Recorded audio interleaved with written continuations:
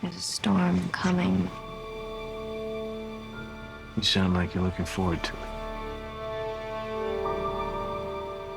I'm adaptable. What are you? I'm Gotham's reckoning. What we're constructing here is a very, very elemental conflict between good and evil. Why didn't you just kill me? Your punishment must be more severe. Did they kill him? I'm not sure. It's the true completion. I won't bury you. Buried enough members of the Wayne family. It takes everything to a whole new level. We were in this together, and then you were gone. It's a multi-layered story with massive amounts of action. The Batman has to come back. Chris was able to amp up the stakes for this last movie and really take it to places that I don't think anyone's expecting. What if it doesn't exist anymore? She must.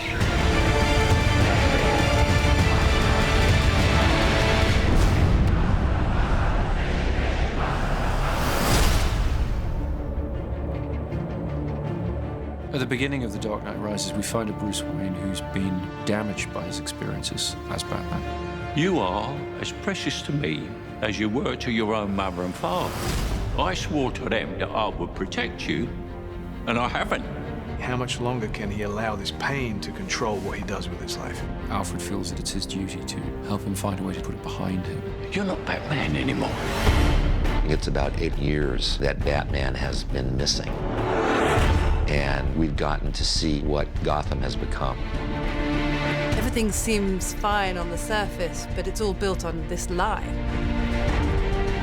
I am the main sort of facilitator of that. It's a secret, I think, that's eaten away at him.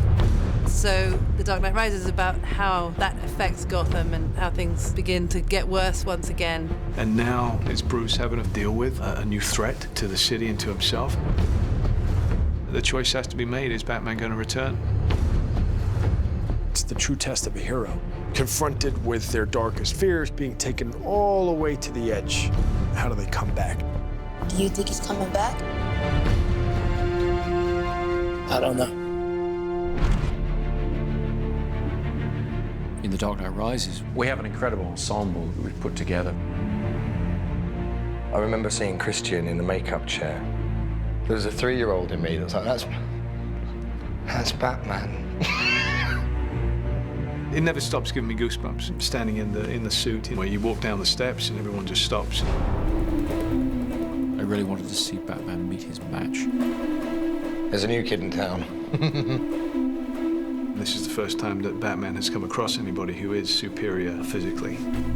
Mr. Wayne. Wayne's not ready to be reasoned with. When Gotham is ashes, you have my permission to die. Some people want to watch the world burn, or Wayne's come to pull the pin on the grenade. Tom Hardy is an extraordinary actor. What Tom is able to do just with his expressions and his eyes, it's terrifying. Through the course of The Dark Knight Rises, we'll uncover more about what drives Bane, where he comes from, what he wants. Let the games begin. And none of it's good news. He made some mistakes. He's Kyle. Girls gotta eat. Selina Kyle has her own code of ethics, which sometimes involves doing things that other people might consider questionable.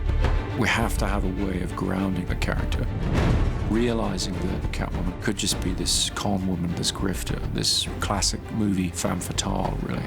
It's a brazen costume for a cat burglar. Yeah? Who are you pretending to be? I think Anne understood right from the first that she was going to have to do almost everything in the film herself. She has to be that character. She took it on in the most extraordinary way. The most important thing is to fit into Chris's Gotham City. My Catwoman has to be Chris Nolan's Catwoman. Don't be shy. When you cleaned up the streets, you cleaned them good. Pretty soon we'll be chasing down overdue library books.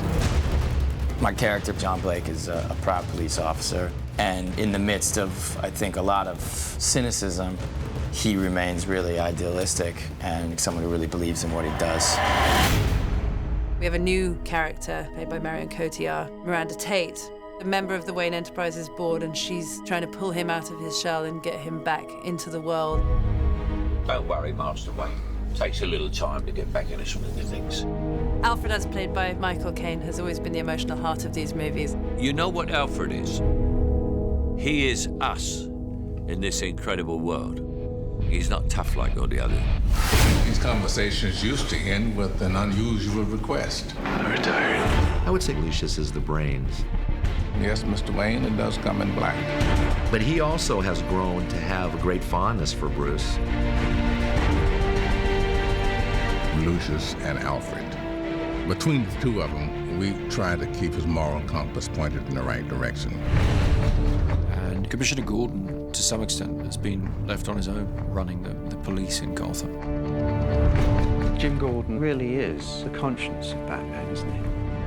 What's great with Batman's allies is that they really bring interesting questions that Bruce has to answer in his life.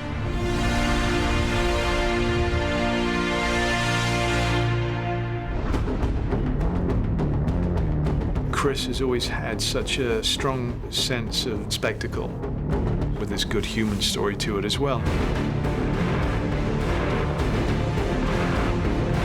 He turns those big action movies into something very intimate and emotional. You feel very close to all those people.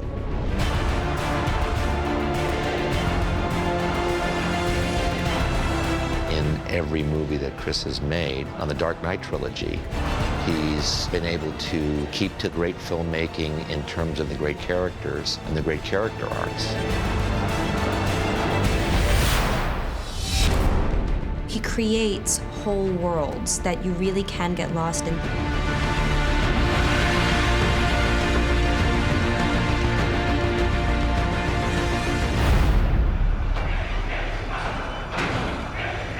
What does that mean? Rise. The Dark Knight Rises is certainly the biggest film that I've undertaken, by far. We really looked back to the silent era of motion pictures, when the image was paramount, when all you had was the scope and scale of a location, thousands of extras, that kind of thing. That's the kind of storytelling I was interested in exploring. Dark Knight Rises is about trying to get some of that romantic scale and modernism into it in a sort of epic way. We started the shoot in India, then we moved to the UK. After that, we went to Pittsburgh, Los Angeles, Manhattan. It's been relentless action from start to finish. We've expanded into the largest of genres, the war movie, the disaster film. They add scale, raising the stakes from a place where they were already extremely heightened. We do get a great kick out of doing this action work. To be in Inverness, Scotland, flying with a fuselage in an aircraft and 4 stuntmen hanging off an airplane. With Chris Nolan, as much as we can physically do inside of that lens is where he would like to go. We had them on the outside of the aircraft, shooting through the windows, and it was a big thing to come together. It has this wow factor. We're back at Carlington, which is this large hangar. You okay? Yep. A lot of the film takes place underground. So we've built a Gotham sewer system and we're pumping an enormous amount of water around it. We wanted to fulfill the promise of Batman Begins, which is that Wayne Manor will be rebuilt exactly as it was, but that the Batcave will be expanded and brought forward technologically. My mother warned me about getting into cars with strange men. This isn't a car. One of the biggest creations was the new flying vehicle, the Bat. It's a big insect. It's nearly 30 foot long and 17 foot wide. It needs to travel very fast up roads. It needs to climb up over buildings. Chris Corbould and Chris's designs are just phenomenal. It's a wonderful new gadget. We have a big stadium that we have to blow up. The Pittsburgh Steelers have kindly allowed us their stadium. We had almost 11,000 people turn up for one day's shooting to play fans of the Gotham Rogues. The biggest challenge is just the sheer scale of the operation that's going on. You know, we've got thousands of people in the stands, we've got multiple cameras, IMAX cameras. This is probably going to be one of the biggest, most demanding visual effects sequences in the film.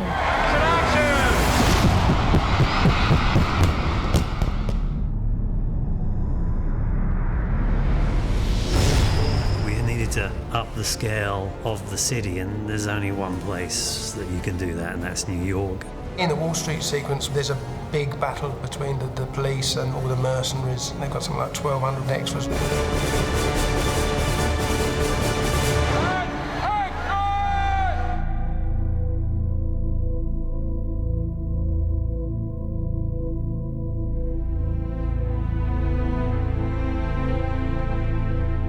Chris really did want to shoot everything as real as possible, so there's no visual effects enhancing the amount of people that are in that scene.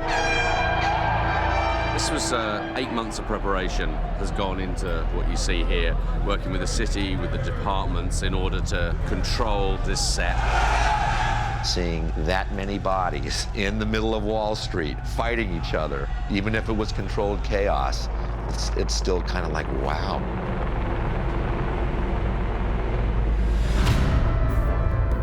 People of Gotham, we have not abandoned you. What does that mean? It means we're on our own. This is certainly the biggest movie that I've ever worked on. But then emotionally, it feels like something that a lot of people can tap into. It's wonderful. It kind of brings things full circle. You see only one end to your journey. Sometimes a man rises from the darkness. Every great story deserves a great ending, and we've really tried to be true to that. The Dark Knight Rises is our attempt to give that great story its great ending. We will destroy Gotham.